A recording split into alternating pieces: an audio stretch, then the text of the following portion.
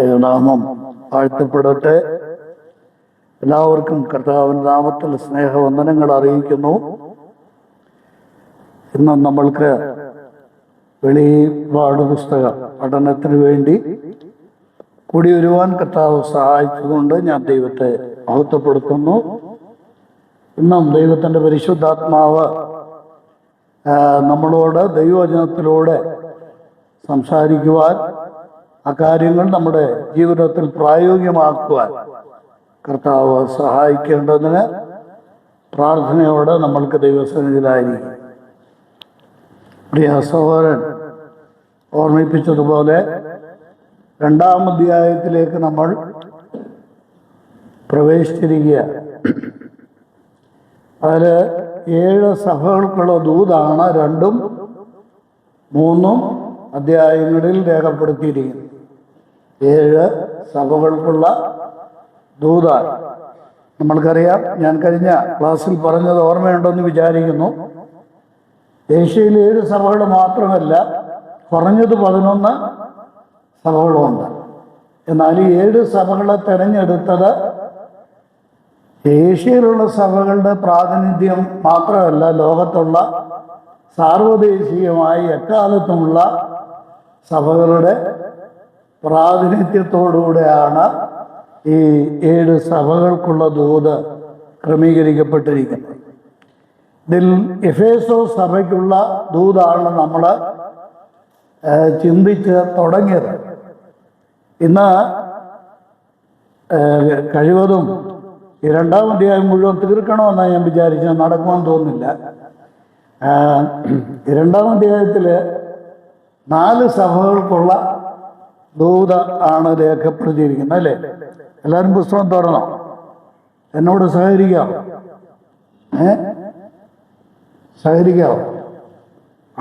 Okay. നോക്കിയാൽ 4 സഭകളുടെ പേരെന്ന് പറഞ്ഞാൽ 1-ാം വാക്യത്തിലുണ്ട് എഫേസോസ്, 2 8-ാം വാക്യത്തിലുണ്ട് സ്മുർന, 3-ാമത്തേത് 12-ാം വാക്യത്തിലുണ്ട് പെർഗമോസ്, 4-ാമത്തെ സഭ 18-ാം വാക്യത്തിലുണ്ട് ത്വയഥീര സഭയാണ്. ഈ സഭകൾക്കുള്ള ദൂത്, എല്ലാ സഭകൾക്കുമുള്ള ദൂത് നമ്മുടെ സിയോൻ എന്ന സഭയ്ക്കൂടെ ഉള്ളതാണ്, അല്ലേ? ഇന്ന് ഇവിടുത്തെ സഭയ്ക്കുമുള്ള സന്ദേശമാണ് ഈ സഭകൾക്കുള്ള എല്ലാ ദൂതിലും പരാമർശിക്കപ്പെട്ടിരിക്കും. ഞാൻ ഈ ഭാഗമൊക്കെ ഞാൻ നേരത്തെ ക്ലാസ് പലയിടത്തുമൊക്കെ എടുത്തിട്ടുണ്ട്. പക്ഷേ എനിക്കൊരു സ്വഭാവമുള്ളത്, ഈ ഏത് സ്ഥലത്ത് എന്നെ പഠിപ്പിക്കാനായിട്ട് ക്ലാസ് എടുക്കാനായിട്ട് വിളിക്കുന്നു, ആ സമയത്തേക്ക് ഉള്ള പഠനം അന്നേരമുണ്ട്. നേരത്തെ പഠിച്ച് നോട്ട് എഴുതി വെച്ചേക്കുന്ന അതെടുത്തന്നെ പ്രയോഗിക്കുകയില്ല. പിന്നെ ആ സമയത്തേക്ക് ദൈവം തരുന്ന സന്ദേശം കൂടെ ഉൾപ്പെടുത്തി ദൈവവചനം ശുശ്രൂഷിക്കുന്ന ഒരു രീതിയാണ് എനിക്കുള്ളത്. എഫെസോസ് എന്ന വാക്കിന് അർത്ഥം ഞാൻ കുറേ തെരഞ്ഞിന്നാണ് കിട്ടിയത്. അതിൻ്റെ ശരിക്കുമുള്ള അർത്ഥം അഭികാമ്യം എന്ന വാക്കാണ്. ഈ എഫേസോസ് സഭ അതിൻ്റെ പ്രാരംഭത്തിൽ അഭികാമ്യമായ ഒരു സഭയായി, എല്ലാവർക്കും പ്രിയപ്പെടാൻ സാധിക്കുന്ന ഒരു സഭയായി. ഇവിടെ നമ്മൾ കഴിഞ്ഞ ക്ലാസ്സിൽ കണ്ടതുപോലെ കർത്താവും ഈ സഭയെക്കുറിച്ച് അഭികാമ്യമായ കാര്യങ്ങളാണ് പറയുന്നത്. നോക്കിയേ, 2-ാം വാക്യം മുതൽ നോക്കിയാൽ എന്താ? 2-ാം വാക്യത്തിൽ കർത്താവ് പറയുന്നത് 2-3 വാക്യങ്ങൾ എന്താ? ഞാൻ നിന്റെ പ്രവൃത്തി അറിയുന്നു, പ്രയത്നം അറിയുന്നു, സഹിഷ്ണുത അറിയുന്നു, കൊള്ളരുതാത്തവരെ നിനക്ക് സഹിച്ചുകൂടാഞ്ഞത് അപ്പോസ്തലന്മാരല്ലാതിരിക്കെ നിങ്ങൾ തങ്ങൾ അപ്പോസ്തലന്മാരെന്ന് പറയുന്നവരെ നീ പരീക്ഷിച്ച് കള്ളന്മാരെന്ന് കണ്ടതും, പിന്നെ നിനക്ക് സഹിഷ്ണുതയുള്ളതും, പിന്നെ തളർന്നു പോകാഞ്ഞതും എത്രയോ നല്ല കാര്യമല്ലേ? എൻ്റെ നാമം നിമിത്തം നീ സഹിച്ചതും തളർന്നു പോകാഞ്ഞതും എല്ലാം ഞാൻ അറിയുന്നു. ഇത്രയും ഉണ്ടെങ്കിൽ ഒരു സഭയ്ക്ക് അത് മതിയല്ലേ? ഇത്രയും ഉണ്ടെങ്കിൽ ഇതെല്ലാം നിങ്ങൾ ഒന്നേരേണ്ട. ഞാൻ എൻ്റെ ബൈബിളിൽ മാർക്ക് ചെയ്തിട്ടുണ്ട്, ഒന്നേരേണ്ട എൻ്റെ മുകളിൽ മാർക്ക് ചെയ്തിട്ടുണ്ട്. ഇത്രയും സദ്ഗുണങ്ങളുള്ള ഒരു സഭ നമ്മുടെ സിയോൻ സഭയായാലും ഗരീബ്ലാവ് സഭയാണ്, ഏത് സഭയാണെങ്കിലും ഇത്രയും സദ്ഗുണങ്ങളുണ്ടെങ്കിൽ നമ്മൾ ഒടുവിൽ 2 അക്ഷരം എഴുതും, മതി, ഇത്രയും മതി അല്ലേ? എന്നാൽ കർത്താവ് ഈ സഭയെക്കുറിച്ച് കർത്താവ് പറഞ്ഞ ഈ കാര്യങ്ങൾ വെച്ച് നോക്കുമ്പോൾ ഈ പേര് യുക്തമാണ്. ഏതാ? അഭികാമ്യമായൊരു സഭയാണ്, എല്ലാവർക്കും ഇഷ്ടപ്പെടാൻ സാധിക്കുന്ന ഒരു സഭയാണ്. പക്ഷേ കർത്താവായ യേശു ക്രിസ്തു ആരുടെ ദൂത? പിതാവായ ദൈവം യേശു ക്രിസ്തുവിന് നൽകിയിട്ട് യേശു ക്രിസ്തു അത് യോഹന്നാന് നൽകി. യോഹന്നാൻ സഭയ്ക്ക് നൽകുന്നതാണ് ഇത് പൊതുവെ.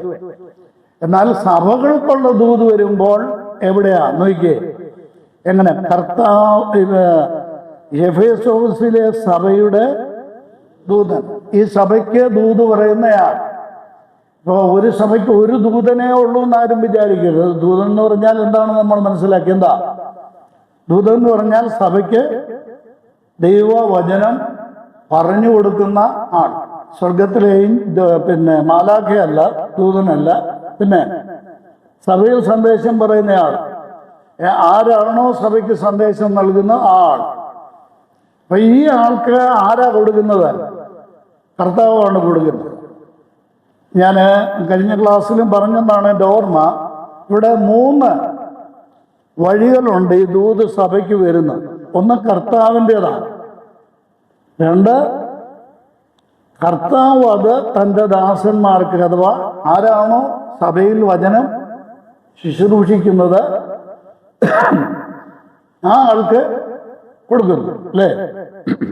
ശ്രദ്ധിക്കുന്നുണ്ടല്ലോ, ആ ആൾക്ക് കൊടുക്കുന്നു. എന്നാൽ എല്ലാ സഭയ്ക്കുമുള്ള ദൂതിന്റെ ഒടുവിൽ പറയുന്നത് കണ്ടോ? എന്താ? ആത്മാവ് സഭകളോട്. അപ്പോൾ ദൈവസഭയോട് സംസാരിക്കുന്ന 3 ആളത്വങ്ങളുണ്ട്.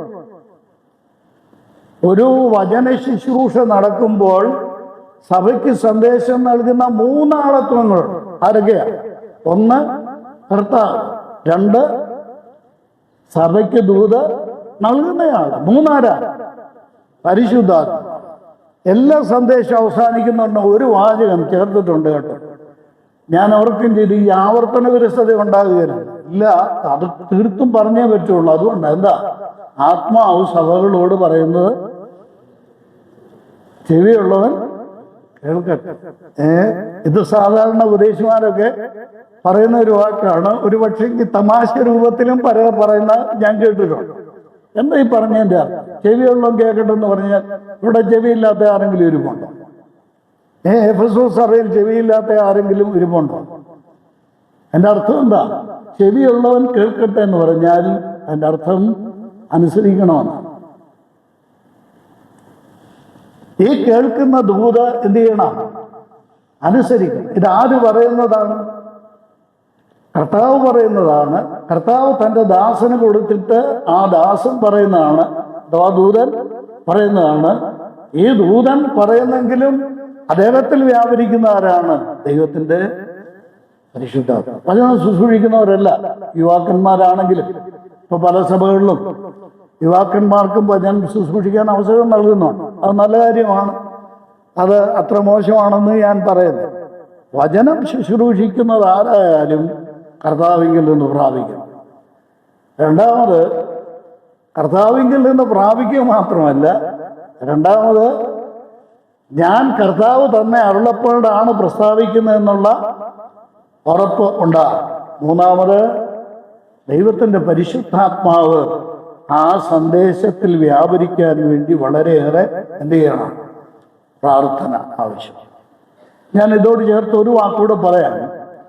വചനത്തോടുകൂടെ ദൈവാത്മാവ് പ്രവർത്തിക്കുന്നില്ലെങ്കിൽ ആ വചനം കൊണ്ട് യാതൊരു പ്രയോജനവും ഉണ്ടാകുകയില്ല. ദൈവത്തിൻ്റെ പരിശുദ്ധാത്മാവ് വചനം. ഞാൻ പലയിടത്തും പറഞ്ഞിട്ടുള്ളതാണ്. ഇവിടെ ഇരിക്കുന്ന പലരും കേട്ടിട്ടുള്ളതാവാൻ സാധ്യതയുണ്ട്. എങ്കിലും ഈ വിഷയത്തോട് ചേർത്ത് അത് പറയാം. എന്താ? പരിശുദ്ധാത്മാവിന് തനിയെ ഒരു പ്രവൃത്തിയില്ല. പരിശുദ്ധാത്മാവ് ഒരിക്കലും തനിയെ പ്രവർത്തിക്കുന്നില്ല. എന്നാ പലയിടത്തുമൊക്കെ പറയുന്ന, എല്ലാവരും കേൾക്കണേ, പലയിടത്തുമൊക്കെ ഈ പറയുന്ന മകനെ മകളെ എന്നൊക്കെ വിളിച്ച് വീട്ടിൽ വന്നിട്ട് രണ്ട് ചവിട്ടുമൊക്കെ ചവിട്ടി ഒരു ഭാഷയൊക്കെ പറഞ്ഞു വെച്ച് ചിലതൊന്നും പറയാറില്ല മകനെ മകളെ ഒക്കെ പറഞ്ഞിട്ട്, എന്താ നിന്റെ മോന് വിസ കിട്ടാൻ പോവാണ്, നിന്റെ കഷ്ടകാലം മാറാൻ പോവുകയാണ്, ബന്ധനമൊക്കെ അയ്യാൻ പോവുകയാണ്. ഇത് ദൈവാത്മാവിൻ്റെ നല്ലകൾ. ദൈവാത്മാവ് എപ്പോഴും പ്രവർത്തിക്കുന്ന വചനത്തിൽ കൂടെ. വചനം വിട്ട് ദൈവത്തിൻ്റെ ആത്മാവിനൊരു പ്രവൃത്തിയും ഇല്ല. നമ്മൾ ഈ അടുത്ത പെർഗമോസ് സഭയെക്കുറിച്ച് പഠിക്കുമ്പോൾ അത് നമ്മൾ ചിന്തിക്കും. നോക്കണം, പെർഗമോസ് സഭയ്ക്ക് ദൂത് കൊടുക്കുമ്പോൾ പറയുന്ന ഒരു വാചകമുണ്ട്. തുടക്കത്തിൽ പറയുന്നത് എന്താ? മൂർച്ചയേറിയ ഇരുവായ്ത്തല വാളുള്ളവൻ അരുളി ചെയ്യുന്നു. മൂർച്ചയേറിയ ഇരുവായ്ത്തല വാളുള്ളവൻ അരുളി ചെയ്യുന്നു. അപ്പോ ദൈവത്തിന്റെ പരിശുദ്ധാത്മാവ് ഇരുവായ്ത്തലയുള്ള വാൾ ഉപയോഗിക്കും. നോക്കണം, ഞാനൊരു വാക്യം പറയാം. ഈ ദൈവത്തിന്റെ വചനത്തെ സംബന്ധിച്ച് പൗലോസ് അപ്പോസ്തലൻ എഫെസോസിലെ വിശ്വാസികൾക്ക് എഴുതുമ്പോൾ പറയുന്ന ഒരു പ്രധാന കാര്യമാണ്. എഫേസ്യർ 6-ാം അധ്യായത്തിന്റെ 18-ാം ഭാഗം. വചനമെന്ന 18 എന്നേക്ക് ആ റെഫറൻസ് ഒന്ന് പറയാം. വചനമെന്ന ആത്മാവിന്റെ വാളും കൈക്കൊള്ളുവേ. ആ വാക്യം ഒന്ന് പറയാം.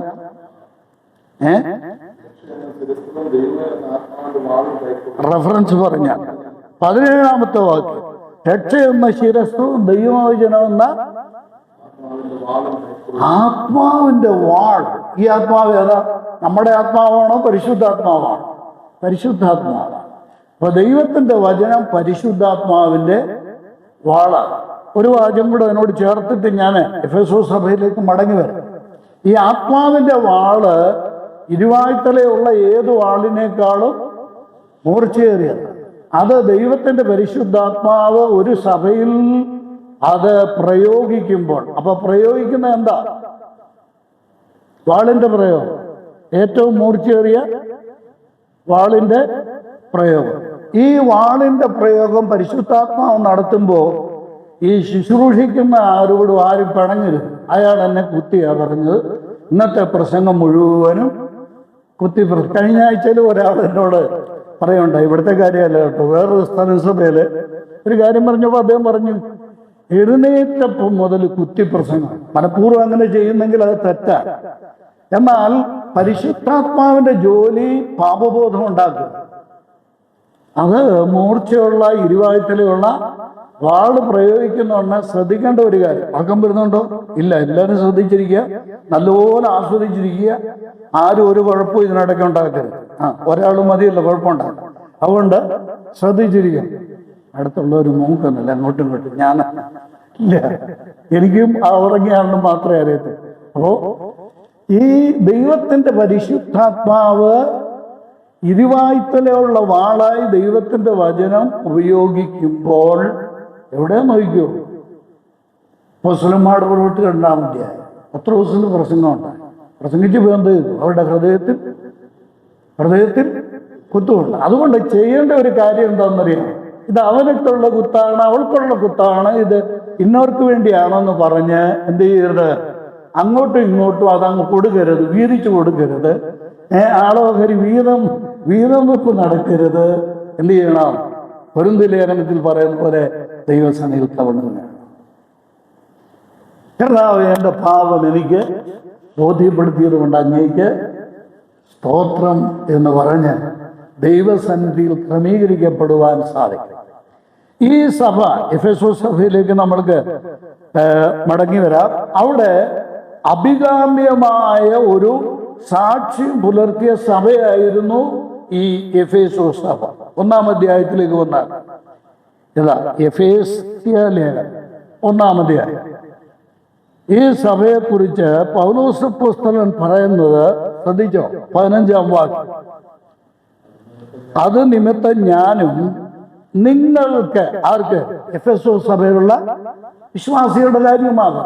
അത് നിമിത്തം ഞാനും നിങ്ങൾക്ക് കർത്താവായ യേശുവിനുള്ള വിശ്വാസത്തെയും പിന്നെ സകല വിശുദ്ധന്മാരോടുമുള്ള സ്നേഹത്തെയും കുറിച്ച് കേട്ടിട്ട് എന്ത് ചെയ്യാണ്?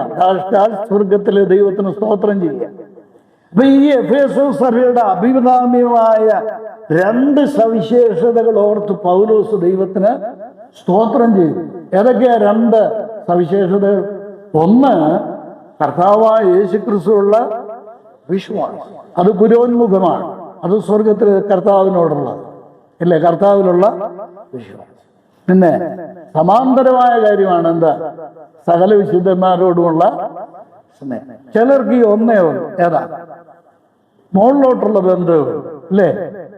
കർത്താവായ യേശുക്രിസ്തുവിലുള്ള വിശ്വാസമുണ്ട്, പക്ഷേ എന്തില്ല? ഈ സമാന്തരമായ ബന്ധമില്ല. ഏതാ? സകല വിശുദ്ധന്മാർ. ഈ സകല വിശുദ്ധന്മാരും എന്ന് പറഞ്ഞാൽ അതിനകത്ത് ആരെയൊക്കെ ഒഴിവാക്കിയിട്ടുണ്ട്?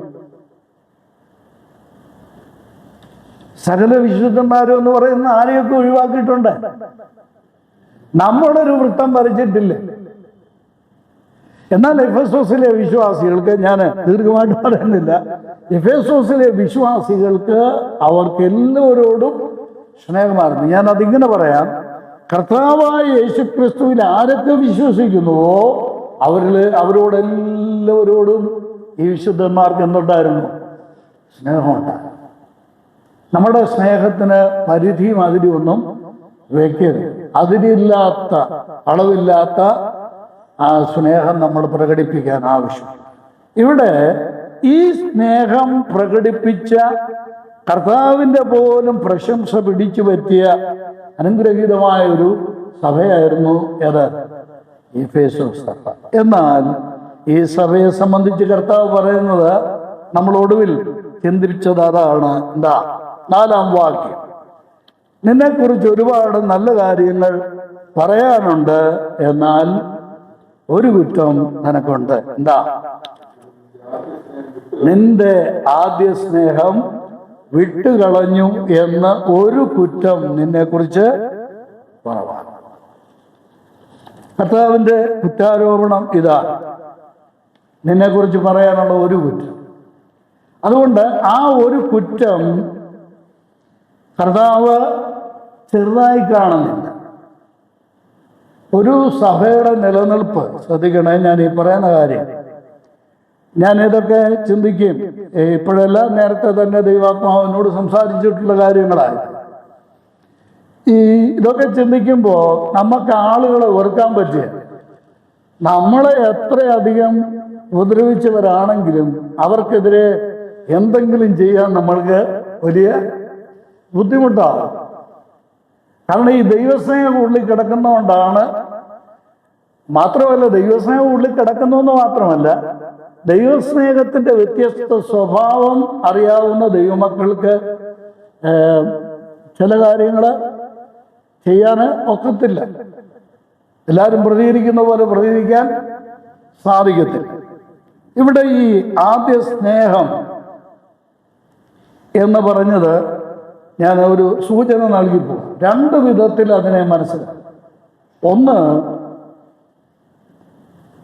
ഞാൻ കഴിഞ്ഞ ക്ലാസ്സിൽ ഒടുവിൽ പറഞ്ഞ് അവസാനിപ്പിച്ചത് അതാണ്. എന്താ? കർത്താവിനെ നമ്മൾ സ്നേഹിക്കും. ഇവിടെ ഇരിക്കുന്ന ദൈവമക്കൾക്ക് എല്ലാവർക്കും എന്നോടിപ്പോൾ തന്നെ പറയും, എന്നോടെല്ലാം നിങ്ങളുടെ മനസ്സിൽ പറയുന്നുണ്ട് കർത്താവിനോട് സ്നേഹം അല്ലേ? കർത്താവിനെ സ്നേഹിക്കാത്ത ആരെങ്കിലും ഇവിടെ ഇരിപ്പുണ്ട്? കർത്താവിനെ എല്ലാവർക്കും ഇഷ്ടമാണ്. ശ്രദ്ധിക്കണേ, ഇങ്ങോട്ട് കയറി വരൂ. പേടിക്കേണ്ട കാര്യമല്ലേ? ഇപ്പൊ എല്ലായിടത്തും ഒരു പ്രശ്നമായി മാറിയിരിക്കും.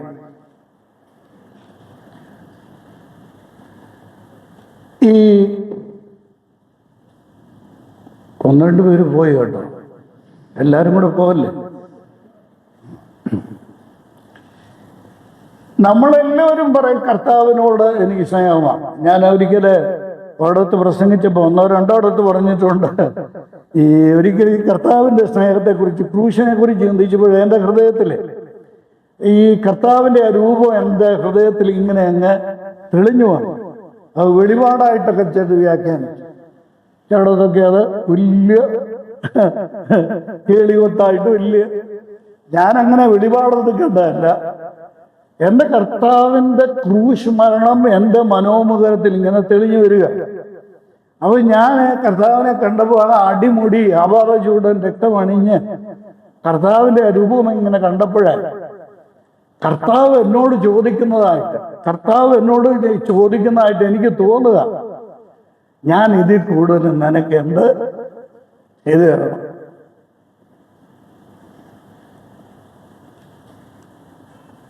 ചിന്തിക്കുന്നില്ലേ? ആ ക്രൂശിൽ കിടക്കുന്ന കർത്താവിന്റെ അധരപുടങ്ങളിലൂടെയും കണ്ണിന്റെ മുകളിലൂടെ ഈ കൺപോടെ രക്തം ഇങ്ങനെ അരിച്ചിറങ്ങുക, മുൾക്കിരീടം അടിച്ച് ആ രക്തം ഇങ്ങനെ അരിച്ചിറങ്ങുക. ആ രക്തത്തിന്റെ ഇതിലാണ് കർത്താവ് ചോദിക്കുന്നത്, ഇതിൽ കൂടുതൽ ഞാൻ നിനക്ക് എന്ത് ചെയ്തു തരണം? ഞാൻ കസേര ഇരുന്ന് പഠിച്ച് ഞാൻ എഴുന്നേറ്റ് മുട്ടിന്മേൽ നിന്ന് കർത്താവിനോട് പറഞ്ഞു, കർത്താവേ, നീ എന്നെ ഇത്ര സ്നേഹിച്ചു, അതുപോലെ സ്നേഹിക്കാൻ എനിക്ക് സാധിക്കുന്നില്ല. എന്റെ കുറവുകളെ ഞാൻ കണ്ടത് അവിടെയാണ്. കർത്താവിന്റെ സ്നേഹത്തിന് ഇന്നിപ്പോ പാടിയില്ലേ ജോർജ് വിത്തസഭന്റെ ആ പാട്ട്, ഇതിന് എന്ത് പകരം ഞാൻ തരേണ്ടത്? ഇത്രയും വലിയ സ്നേഹത്തിന് ഞാൻ എന്ത് പകരമാക്കേണ്ട? ഞാൻ ചോദിക്കട്ടെ, ഈ സ്നേഹത്തിന് നമ്മൾ എല്ലാവരെയും സ്നേഹിക്കുന്ന സ്നേഹം കർത്താവിന് കൊടുത്താൽ മതിയോ? അവിടെയാണ് വ്യത്യാസം. എഫേസോ സഭയോട് കർത്താവ് ചോദിക്കുന്ന അതാ, എന്റെ ആദ്യ സ്നേഹം വിട്ടുകള. അതിന് ഞാൻ തിരുവഴുത്തിൽ നിന്ന് 2 ഉദാഹരണങ്ങൾ പറഞ്ഞു അല്ലേ. ഒന്ന് പഴയ നിയമത്തിൽ നിന്നാണ്. ആവർത്തന പുസ്തകം 8-ാം അധ്യായം. എൻ്റെ ദൈവമായ കർത്താവിനെ എങ്ങനെ പൂർണ്ണ ഹൃദയത്തോടെ, പൂർണ്ണ ആത്മാവോടെ, പൂർണ്ണ ശക്തിയോടെ നിന്റെ ദൈവമായ കർത്താവിനെ സ്നേഹിക്കും. അതാണ്, ആ സ്നേഹമാണ് കർത്താവിന് വേണ്ടതും കർത്താവിന് കൊടുക്കേണ്ടതും. എല്ലാവരെയും സ്നേഹിക്കുന്നതിനൊപ്പമുള്ള ഒരു സ്നേഹം, അത് കർത്താവിന് വേണം. അതല്ല കർത്താവ് ആവശ്യം. കർത്താവിന് ആവശ്യം അതില് ഉപരിയായിട്ടുള്ള സ്നേഹം. കർത്താവ് ശിഷ്യത്വത്തിന്റെ വ്യവസ്ഥ പറയുന്ന കാര്യം നമ്മൾ ചിന്തിച്ചാണല്ലോ. എന്താ? സ്വന്തം ജീവനേക്കാൾ, അപ്പനേക്കാൾ അമ്മയേക്കാൾ, സ്വന്തം ജീവനേക്കാൾ ഉപരി കർത്താവിനെ സ്നേഹിക്കുക.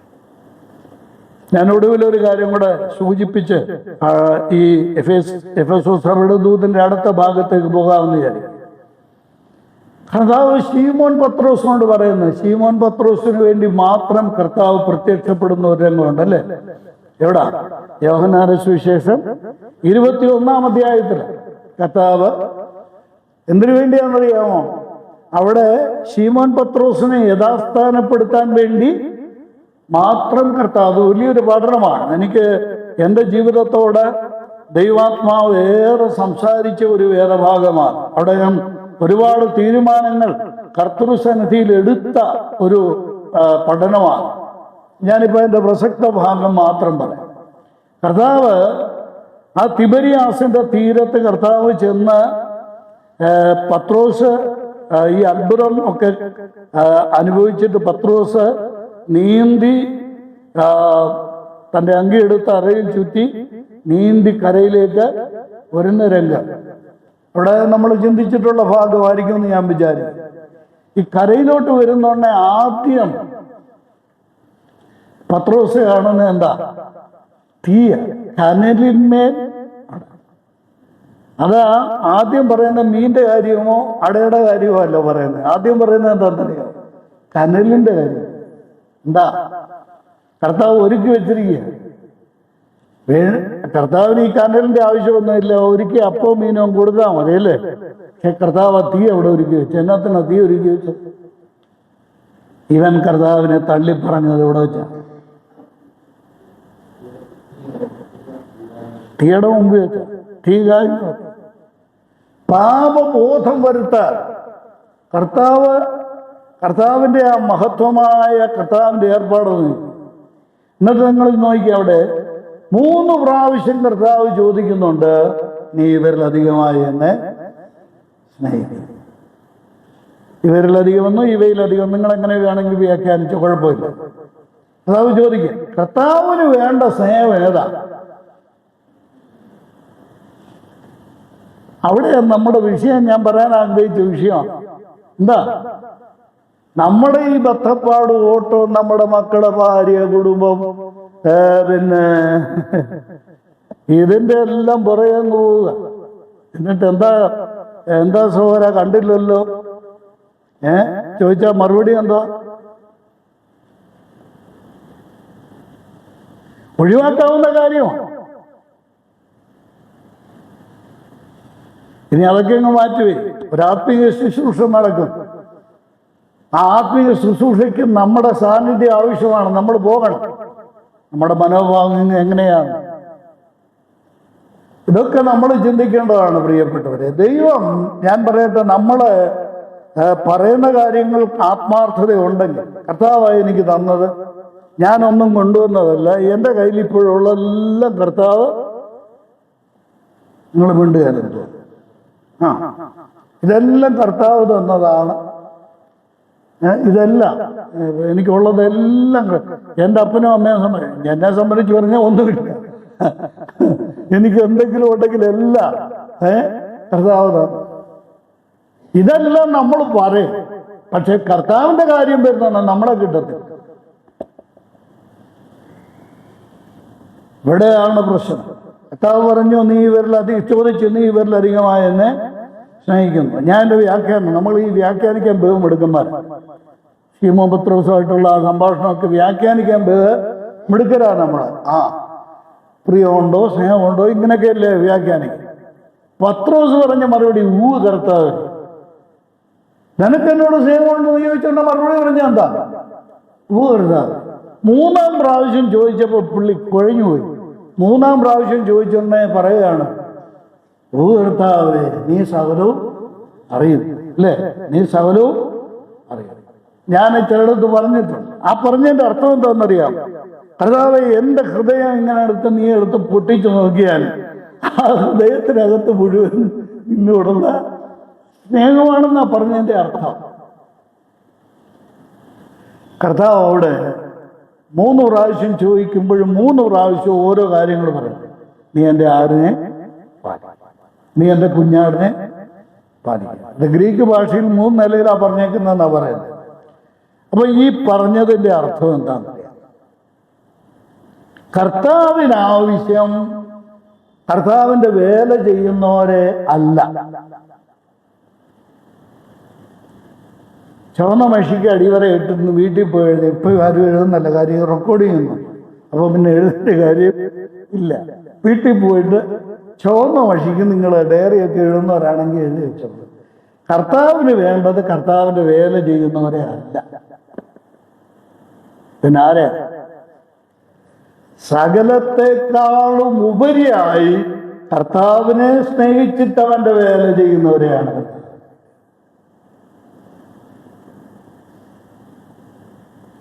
ഇവിടെയാണ് അതിൻ്റെ വ്യത്യാസം. സകലത്തെക്കാളും ഉപരിയായിട്ട്. ഞാനിപ്പോൾ അവിടെ ഒരു അർത്ഥവിരാമം കൊടുക്കുക. ഇത് കർത്താവിനോടുള്ള സ്നേഹമാണ് കർത്താവ് പറയുന്നത്. നിനക്കൊരു കുറവ്. എന്താ കുറവ്? നീ പണ്ട് എന്നെ സ്നേഹിച്ചതുപോലെ ഇപ്പോൾ നിനക്കെന്നോട് സ്നേഹമില്ല. നീ ആദ്യ സ്നേഹം വിട്ടുകള. രണ്ടാമത്, ഈ സ്നേഹത്തിൻ്റെ രണ്ടാമത്തെ മാനം ഞാൻ പറയട്ടെ. ഇതിൽ കർത്താവിനോടുള്ള സ്നേഹം നമ്മൾ ഒരു പരിധി വരെ നമ്മൾ മെയിൻറ്റെയിൻ ചെയ്യുന്നവരാണ്. കർത്താവിനോടുള്ള സ്നേഹം എല്ലാറ്റിലും ഉപരി അല്ലെങ്കിലും കർത്താവിനോടുള്ള സ്നേഹം നമ്മൾ മെയിൻറ്റെയിൻ ചെയ്യും. എന്നാൽ അതുപോലെ പ്രധാനമാണ് ദൈവ മക്കളോടുള്ള സ്നേഹം. എന്ത് ത്യാഗവും എന്ത് വിട്ടുവീഴ്ചയും എന്ത് കാര്യവും കർത്താവിൻ്റെ നാമത്തിൽ ദൈവമക്കൾക്ക് വേണ്ടി ചെയ്യാനായിട്ട് നമ്മൾക്ക് സാധിക്കും. ഞാനിപ്പം എൻ്റെ ശുശ്രൂഷ രംഗത്തൊക്കെ എൻ്റെ വിശ്വാസ ജീവിതത്തിലെ എൻ്റെ അനുഭവം ഞാൻ പറയുകയാണെങ്കിൽ എനിക്ക് കിട്ടാനുള്ള പ്രതിഫലം ഇപ്പം തന്നെ അങ്ങ് കിട്ടിപ്പോകും. അതുകൊണ്ട് അതൊന്നും പറയാതിരിക്കുകയാണ് ഏറ്റവും ഉചിതമായിട്ടുള്ള കാര്യം. ദൈവമക്കളെ, നമ്മുടെ സ്നേഹം നമ്മുടെ സഹോദര വർഗത്തോട്, ദൈവമക്കളോട് നമ്മൾക്കുള്ള സ്നേഹം ഇത് വളരെ ആഴമുള്ളതായിരിക്കും. കർത്താവിനെ സ്നേഹിക്കുന്നത് പോലെ ദൈവമക്കളോടുമുള്ള സ്നേഹം നമ്മൾ നിലനിർത്താൻ ആവശ്യമാണ്. ഇത് കർത്താവ് ലാഘവമായിട്ട് കാണുന്നില്ല. ഈ സഭയെക്കുറിച്ച് 8 കൂട്ടം കാര്യങ്ങൾ കർത്താവ് അഭികാമ്യമായിട്ട് പറഞ്ഞു. ഒരു സഭയ്ക്ക് അത്രയും കാര്യങ്ങൾ മതി. അത്രയും ഉണ്ടെങ്കിൽ ആ സഭ നല്ല സമ്പന്നമായൊരു സഭയാണ്, അനുഗ്രഹിക്കപ്പെട്ട ഒരു സഭ തന്നെയാണ്. പക്ഷെ കർത്താവ് പറഞ്ഞു ഇതിനേക്കാളെല്ലാം പ്രധാനം ഏതാണ്? സ്നേഹമാണ് പ്രധാനം. ഇത് പൗലോസ് അപ്പോസ്തലൻ കർത്താവിങ്കിൽ നിന്ന് പഠിച്ചു, അല്ലേ? കർത്താവിങ്കിൽ നിന്നത് പഠിച്ചപ്പോഴാണ് കൊരിന്ത്യർക്ക് ലേഖനം എഴുതിയപ്പോൾ നമ്മൾ വളരെ പ്രാധാന്യം നൽകി പഠിക്കേണ്ട ഒരു ലേഖനമാണ്. ലേഖനം മാത്രമല്ല, ആ ലേഖനത്തിലെ ഈ സ്നേഹത്തിൻ്റെ അധ്യായം, സ്നേഹത്തിൻ്റെ സങ്കീർത്തനം എന്ന് പറയുന്ന അധ്യായം 1 കൊരിന്ത്യർ 13-ാം അധ്യായം. നിങ്ങൾ സമയം കിട്ടുമ്പോൾ അതൊന്ന് എടുത്തു വെച്ച് ഓരോന്നും ഒന്ന് അനലൈസ് ചെയ്തൊന്ന് നോക്കണം. ആദ്യം പറയുന്നത് എന്താ? ഞാൻ മനുഷ്യരുടെയും ദൂതന്മാരുടെയും ഭാഷകളിൽ സംസാരിച്ചു. 12-ാം അധ്യായത്തിൽ പറയുന്ന വിഷയം എന്താണെന്നറിയാം? എന്താ? കൃപാവരത്തെക്കുറിച്ചാണ്. ഏതാ പ്രധാന കൃപാവരം? കൊരിന്ത്യരുടെ ഇടയിൽ കൺഫ്യൂഷനായിട്ട് കിടക്കുന്ന കൃപാവരം ഏതാ? പുറഭാഷയാണ്, അന്യഭാഷ. 14-ാം അധ്യായത്തിലും കിടക്കുന്നത് ഏതാ? ഈ കൃപാവരങ്ങളെ കുറിച്ചുള്ള പഠനമാണ്. ഇവിടെ പൗലോസ് അപ്പോസ്തലൻ പറയുന്ന ആ വാചകം നോക്കണം. നിങ്ങളെ ഈ അന്യഭാഷ സംസാരിക്കുമ്പോൾ 2 വിധത്തിലല്ലേ സംസാരിക്കാൻ പറ്റും. ഏതൊക്കെയാ? ഒന്ന് മനുഷ്യരുടെ ഭാഷ, അല്ലേ? മറ്റേത് ദൂതന്മാരുടെ, സ്വർഗത്തിലെ ഭാഷയോ ഭൂമിയിലെ ഭാഷയോ. ഇത് രണ്ടുമല്ലേ സംസാരിക്കാൻ പറ്റുള്ളൂ. ഒരുപക്ഷെങ്കിൽ കുരുന്ത സഭയിൽ ഇത് 2 സംസാരിക്കുന്നവരെ കണ്ടേക്കാം. എന്നാൽ പൗലോസ്ലിയ പറഞ്ഞു, നീ പറയുന്ന ഭാഷയ്ക്ക് ഒരു പ്രയോജനമില്ല. എന്തില്ലെങ്കിൽ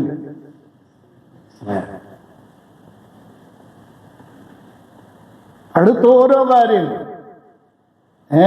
നിനക്ക് പ്രവചനവരം ഉണ്ടായിട്ട് സകല മർമ്മങ്ങളും, ഈ പ്രവചനവരം കൊണ്ട് സാധിക്കേണ്ടത് എന്താണെന്നറിയണം. മർമ്മങ്ങൾ ഗ്രഹിക്കുക. കൃപാവരങ്ങളെ കുറിച്ചുള്ള പഠനത്തിൽ ഒരു പ്രധാന കാര്യമാണ്. പ്രവചനവരം കൊണ്ട് സാധിക്കേണ്ടത് എന്താ? ഭാവി പറയുകയല്ല, പിന്നെ സകല മർമ്മങ്ങളും ഗ്രഹിക്കുക. അതാണ് പ്രവചന വരത്തിന്റെ ഒരു. അപ്പൊ ഈ പുള്ളി ആരാന്നറിയാം? ആരാ? സകല മർമ്മവും ഗ്രഹിച്ച ആളെന്ന് പറഞ്ഞാൽ എന്താ അർത്ഥം? മഹാപണ്ഡിതനാണ്, ഭയങ്കര തല. പക്ഷെ എന്തോ ഇല്ല,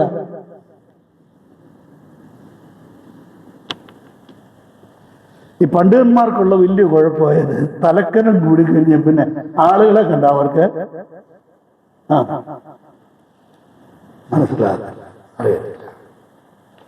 ഇനി നിനക്ക് വിശ്വാസം എന്ന വരമുണ്ടായിട്ട് എന്താ കർത്താവ് പറഞ്ഞതേ ഉള്ളൂ, വിശ്വസിക്കുന്നവൻ എന്ത് ചെയ്യാൻ പറ്റും? മല മാറ്റാൻ പറ്റും. ഈ വിശ്വാസം എന്ന് പറയുന്ന ആ വരം കൊണ്ട് മല മാറ്റിയാലും മല മറിച്ചാലും എൻ്റെ പ്രിയമുള്ളവരെ, ഈ പുസ്തകത്തിലെ ഈ വാക്യങ്ങളൊക്കെ മനപ്പാഠം പഠിച്ചു വെച്ചിരിക്കുന്ന നമ്മളെല്ലാവരും. പക്ഷെ കുഴപ്പം എവിടാന്നറിയാമോ? മനപ്പാഠം കിടപ്പുണ്ട്.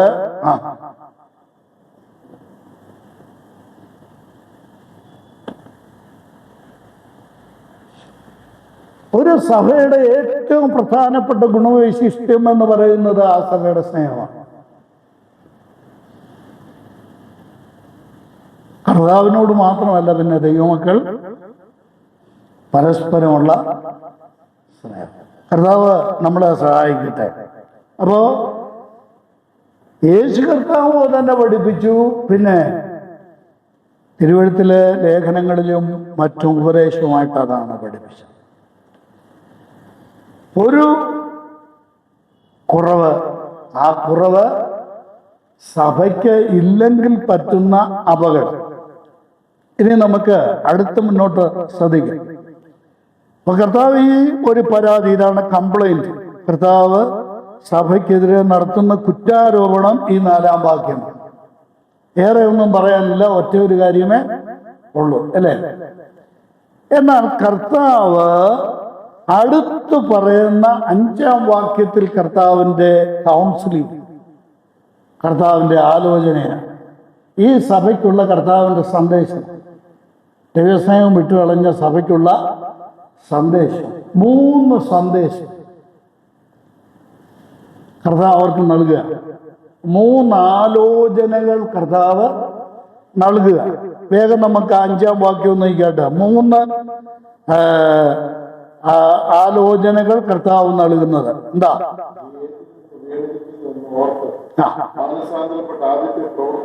3 കാര്യങ്ങൾ കർത്താവ് ഇവിടെ പറയും. 1, നീ മാനസാന്തരപ്പെടും. ഞാൻ ആ പറഞ്ഞിരിക്കുന്ന ക്രമത്തിൽ അത് ഓടിച്ചങ്ങ് പറഞ്ഞു. ഒന്നാമത് ചെയ്യേണ്ട കാര്യം എന്താ? മാനസാന്തരപ്പെടുക എന്നുള്ളതിൻ്റെ മറ്റൊരു ഡെഫിനിഷനാണ്. മാനസാന്തരപ്പെടുക എന്നുള്ളതിൻ്റെ നിർവചനമാണ് എന്താ? വീണിടത്തുനിന്ന്. മാനസാന്തരം എന്ന് പറഞ്ഞാൽ എന്താ? മാനസാന്തരം എന്ന് പറഞ്ഞാൽ അതിൻ്റെ ശരിക്കുള്ള നിർവചനം എന്താ? വീണിടത്ത് നിന്ന് എഴുന്നേൽക്കുക. ഞാൻ തിരുവഴുത്തിൻ്റെ ഇതര ഭാഗങ്ങളിലേക്കൊന്നും പോകുന്നില്ല, നിങ്ങൾ തന്നെ ചിന്തിച്ച. മാനസാന്തരപ്പെടുക എന്ന് പറഞ്ഞാൽ അതിൻ്റെ അർത്ഥം എല്ലാ ദിവസവും രാത്രി കിടക്കാൻ നേരത്ത് കർത്താവേ കഴിഞ്ഞ പകലിൽ വന്ന കുറവുകളും പോരായ്മകളുമെല്ലാം ക്ഷമിക്കണേ എന്ന് പറയുന്നതല്ല മാനസാന്തരം. എന്നോട് എത്ര ദൈവമക്കൾ പറഞ്ഞിട്ടുണ്ടെന്നറിയാം, പൊന്നു സഹോദര, അച്ഛ, ആങ്കിള്, എന്തൊക്കെയാതെങ്കിലും കിടക്കുന്നതിന് മുമ്പ് ഇതെല്ലാം ഒന്ന്. അതാണ് മാനസാന്തരം. പലരുടെ എൻ്റെ സഹോദരന്മാരെ, സഹോദരിമാരെ, കുഞ്ഞുങ്ങളെ ഞാൻ പ്രത്യേകിച്ച് പറയുക, ലംഘനം ഏറ്റുപറഞ്ഞാൽ പോരാ. ലംഘനം മറയ്ക്കുന്നവന് ശുഭം വരികയില്ല. പിന്നെ ഏറ്റുപറഞ്ഞാൽ പോരാ. ഏറ്റുപറഞ്ഞിട്ട് ഉപേക്ഷിക്കണം, വീണതൊന്നും എഴുന്നേക്കണം.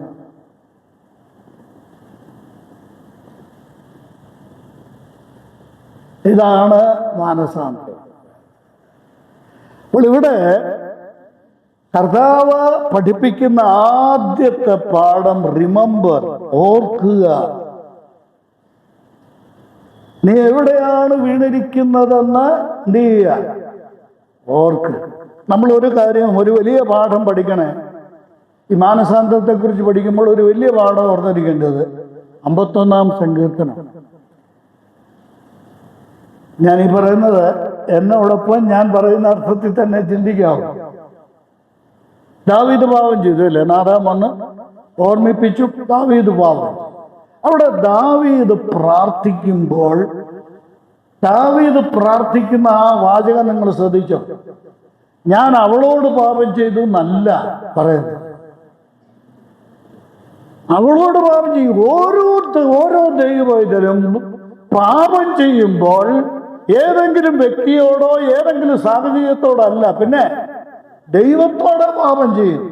ഞാൻ നിന്നോട് തന്നെ പാപം ചെയ്തു, നിനക്ക് അനിഷ്ടമായുള്ളത് ചെയ്തിരിക്കുന്നു. ഇതാണ് പാപബോധവും ഓർമ്മ, പാപത്തെക്കുറിച്ചുള്ള ബോധമുണ്ടാകുക, റിമംബറൻസ്, ഓർക്കുക എന്നുള്ളത് ഇതാണ്.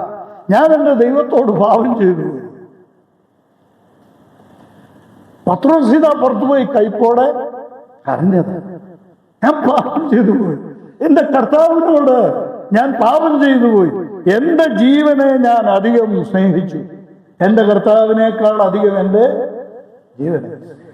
അവൻ കരഞ്ഞു. വീണടത്ത് നിന്ന് ഞാൻ പറയട്ടെ പ്രിയപ്പെട്ടവരെ, ഞാൻ ഈ CSIക്കാരുടെയൊക്കെ ഈ ആരാധനയ്ക്കൊക്കെ സംബന്ധിച്ചിട്ട് 8 മുതൽ അവരുടെ ആരാധന, 8 മുതൽ 10 വരെ, 10 മണിക്ക് അവരുടെ ആരാധന തീർന്നിട്ട് ഞാൻ 10 മണിക്ക് നമ്മുടെ സഭയിലെ തിരുവത്താഴത്തോടുകൂടെയുള്ള ആരാധനയ്ക്ക് പോയിട്ടുണ്ട്. അവർക്ക് വചന ശുശ്രൂഷിച്ചിട്ട് നമ്മുടെ ഏതെങ്കിലും അസംബ്ലിയിൽ പോയി ആരാധിക്കും. ഞാൻ അവരുടെ ആരാധന കൊണ്ട് തൃപ്തിപ്പെടുന്നയാളാണ്.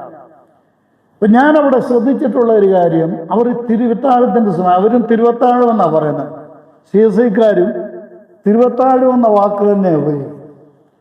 അവരെല്ലാ ആഴ്ചയിലും ഈ 51-ാം സങ്കീർത്തനം അനുതാപത്തോടുകൂടെ അവർ പ്രാർത്ഥിച്ചതിന് ശേഷമാണ് അവർ തിരുവത്താഴത്തിലേക്ക് കൈനീട്ടുന്നത്. എല്ലാ ആഴ്ചയും ഞാൻ കണ്ട ഒരു പോസിറ്റീവായ കാര്യം, മാനസാന്തരപ്പെട്ട്. രണ്ടാമത് ഇവിടെ കർത്താവ് പറയുന്ന, ഞാൻ അവിടെ അങ്ങ് നിർത്തുകയാണ്, കർത്താവ് ഞാൻ എവിടെയാ വീണത്? കർത്താവ് നിന്നോടുള്ള സ്നേഹം എനിക്ക് പറഞ്ഞു പോയിട്ടുണ്ട്, ഭജനത്തോടുള്ള താല്പര്യം എനിക്ക് പറഞ്ഞു, കൂട്ടായ്മ ബന്ധം എനിക്ക് വളരെയേറെ കുറഞ്ഞിട്ടുണ്ട്. കർത്താവ് എനിക്ക് സുവിശേഷത്തോടുള്ള ആഭിമുഖ്യം, ഞാൻ രക്ഷിക്കപ്പെട്ട കാലത്ത് എനിക്ക് സുവിശേഷത്തോട് വലിയ ആഭിമുഖ്യം, അതൊക്കെ കുറഞ്ഞുപോയി, എല്ലാം തണുത്തുപോയി. എൻ്റെ കർത്താവേ, എൻ്റെ ആത്മിക സന്തോഷം കുറഞ്ഞിട്ടുണ്ട്, എൻ്റെ വിശുദ്ധ ജീവിതത്തിൽ എനിക്ക് കുറവ് സംഭവിച്ചിട്ടുണ്ട്. എവിടാ വീണിരിക്കുന്നു? ഇത് തിരിച്ചറിയാം. വീണിടത്ത് നിന്ന് എഴുന്നേൽക്കുക. ഇന്ന് നമ്മുടെ ഹൃദയത്തോട് ദൈവാത്മാവ് ഏർപ്പെടുന്നെങ്കിൽ അത് നമുക്ക് ചിന്തിക്കാം. രണ്ടാമത് അവിടെ എഴുതിയിരിക്കുന്ന വാക്ക് റിപ്പൻറ്റൻസ് എന്ന്. ഒന്ന് റിമംബറൻസ്, 2 റിപ്പൻറ്റൻസ്. ആ റിപ്പൻറ്റൻസ് എന്നുള്ള വാക്കിന്റെ അർത്ഥമൊക്കെ നമുക്കറിയാം. ശിവങ്കുന്ന സഭയില് അതൊന്നും വലിയ കാര്യമായിട്ട് പറയണമെന്ന് എനിക്ക് തോന്നുന്നില്ല. കാര്യം ദൈവദാസന്മാര് ഈ വിഷയങ്ങളൊക്കെ കൈകാര്യം ചെയ്തു. എന്ന് പറഞ്ഞാൽ ടേൺ ബാക്ക്, റൈറ്റ് അബൌട്ട്, ഇതൊക്കെയാണ് എൻ്റെ വാക്കിന്റെ അർത്ഥം. എന്താ? വിട്ട് തിരിയുക. ഇതാണ് മാനസാന്തരം. പോയിക്കൊണ്ടിരുന്ന ആ ദിശയിൽ നിന്ന് നേരെ പോയിക്കൊണ്ടിരുന്ന ആ ദിശയിൽ നേരെ തിരിഞ്ഞ് നടക്കുന്നതാണ് എന്ത്? റിപ്പൻറ്റൻസ് എന്ന് പറയുന്നത്, മാനസാന്തരം. അപ്പോൾ 1 റിമംബറൻസ്, 2 മാനസാന്തരം. ആ കർത്താവിന്റെ ഗിരിപ്രഭാഷണം ഞാൻ ഇന്നും പകല് മറ്റ് ഈ പെർഗമോസ് സഭയെ കുറിച്ചൊക്കെ ചിന്തിച്ചപ്പോൾ ദൈവാത്മാവിന്റെ ഹൃദയത്തിൽ കൊണ്ടുവന്നതാണ്. ഈ ആത്മാവിൽ ദരിദ്രരായവർ ഭാഗ്യവാൻ. അപ്പൊ ദാരിദ്ര്യം ഒരു ഭാഗ്യാവസ്ഥയാണ്.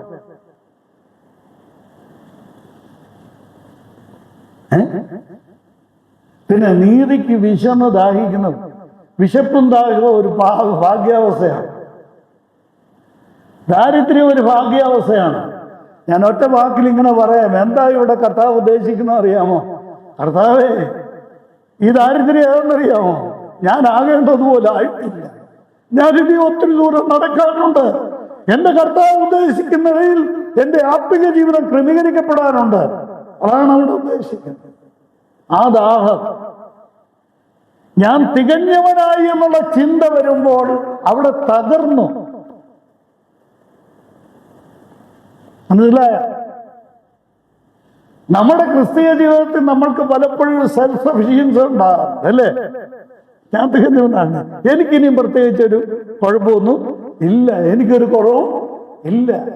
ചാകാൻ തുടങ്ങുന്ന സമയത്തും ഒരു സത്യക്രിസ്ത്യാനിയുടെ മനസ്സിൽ അവന്റെ ഉള്ളിൽ ദാഹമാണ്, അവന്റെ ഉള്ളിൽ വിശപ്പാണ്, അവന്റെ ഉള്ളിൽ ദാരിദ്ര്യമാണ്.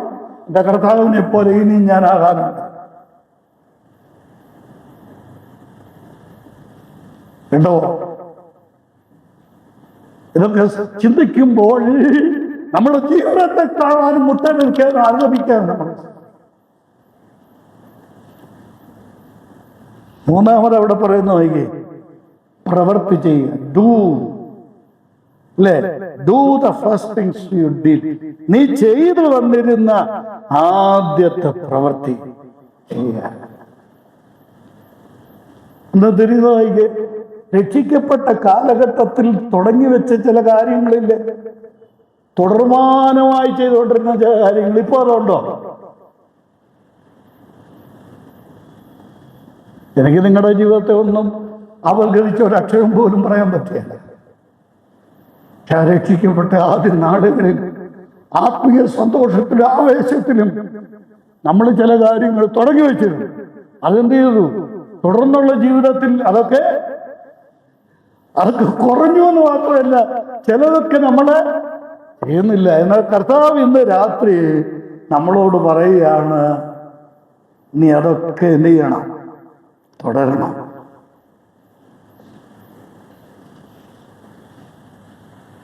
എഫേസോസ് സഭയോട് കർത്താവ്,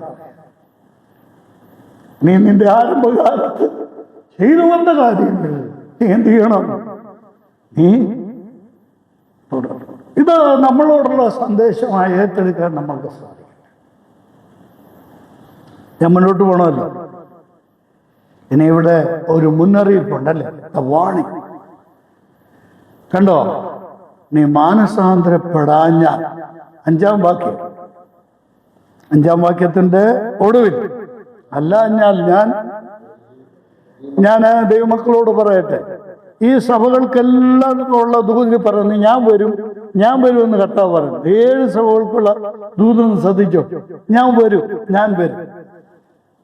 ഞാൻ ഈ വാചകം വെച്ച ഒരു കാര്യം നമ്മുടെ മനസാക്ഷിയോട് ചോദിക്കാൻ വേണ്ടി, ആത്മപരിശോധനയ്ക്ക് വേണ്ടി കർത്താവ് നമ്മളോട് പറയാം, ഞാൻ വരുമെന്ന് പറയുന്നുണ്ട്. നമുക്കൊരാശ്വാസമാണോ അതോ ഒരു പേടിയാണ്? ഈ ചോദ്യം പ്രസക്തമായൊരു ചോദ്യമല്ലേ? ആണോ? തലകുലിക്കാനും മതി. ഇത് പ്രസക്തമായൊരു ചോദ്യമല്ലേ? ഞാൻ വരും, എൻ്റെ കർത്താവിന് സ്തോത്രം.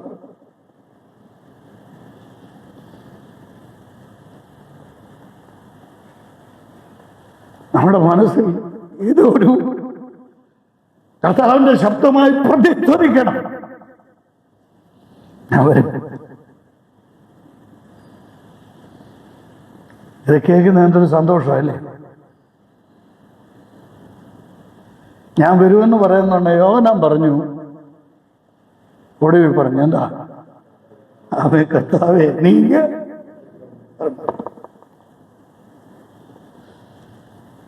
ഇവിടെ എഫെസോസ് സഭയുടെ കർത്താവ് പറയുകയാണ്, ഞാൻ വരും. വന്നിട്ട് എന്താ ചെയ്യാൻ പോകുന്നത്? ഒരു വലിയ വാണിംഗ് കർത്താവ് നൽകുകയാണ്. ഒരു വലിയ അപകട മുന്നറിയിപ്പ് കർത്താവ് നൽകുകയാണ്. ഞാൻ വരും.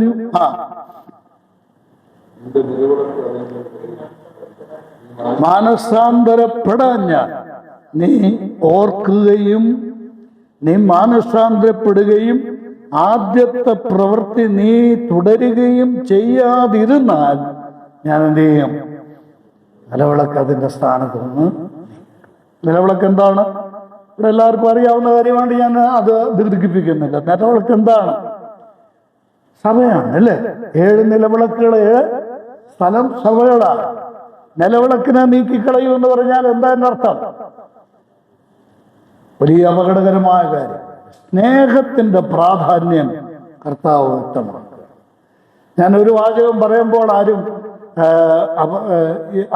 ഇത് ചിന്തിക്കണം. ചിന്തിച്ചിട്ട് ഈ പറയുന്ന വാചകത്തോട് ആമേൻ പറഞ്ഞ് നമ്മുടെ ജീവിതത്തിൽ അത് ഏറ്റെടുക്കും.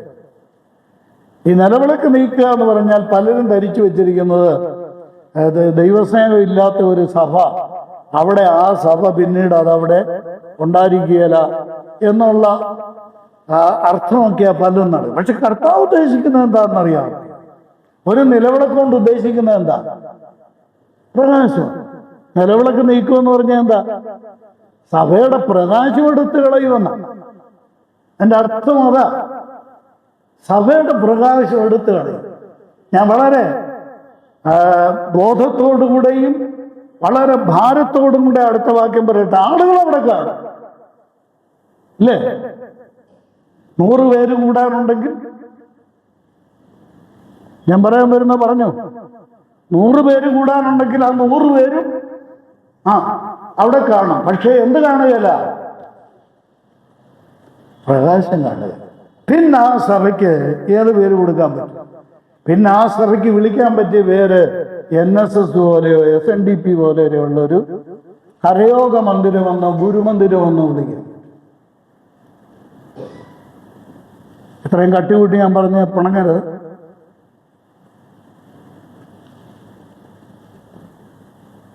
കുറെ ആള് കൂടുന്നതല്ല സഭ, പിന്നെ പ്രകാശമുള്ളതാണ് ദൈവത്തിന്റെ സഭ.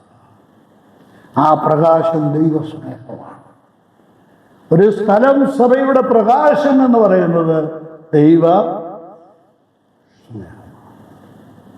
ഇനിയും ഒടുവിൽ മുന്നറിയിപ്പ് മാത്രമല്ല, നല്ലൊരു പ്രോമിസും ഉണ്ട് കേട്ടോ ഇവിടെ. എന്താ ആ പ്രോമിസ്? എന്താ?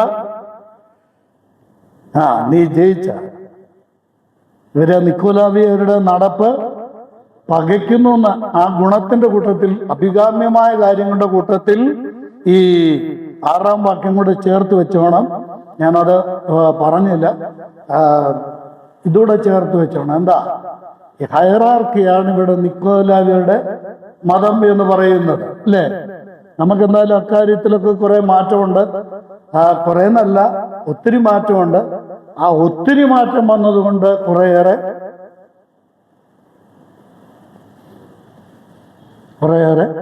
കുഴപ്പമുണ്ട്, ദോഷമുണ്ട്. അത് നമുക്ക് ചിന്തിക്കുക, കർത്താവ് സഹായിക്കട്ടെ. അപ്പോ ഒടുവിൽ കർത്താവ് ഈ സഭയ്ക്ക് നൽകുന്ന വാഗ്ദത്തം എന്താ? 7-ാം വാക്യം, ജയിക്കുന്നുവെന്ന് ഞാൻ ദൈവത്തിന്റെ പർദീസയിൽ ജീവവൃക്ഷത്തിന്റെ ഫലം ഞാൻ തിന്നാൻ കൊടുക്കും. ഒന്ന്, ജീവവൃക്ഷത്തിന്റെ ഫലം തിന്നാൻ കൊടുക്കും. ഇത് ഏതാ? 4-ാം വാക്യത്തിൽ പറയുന്ന ആദ്യ സ്നേഹത്തിലേക്ക് മടങ്ങി വരുന്നവർക്ക് കിട്ടുന്ന പ്രതിഫലമാണ് എന്താ?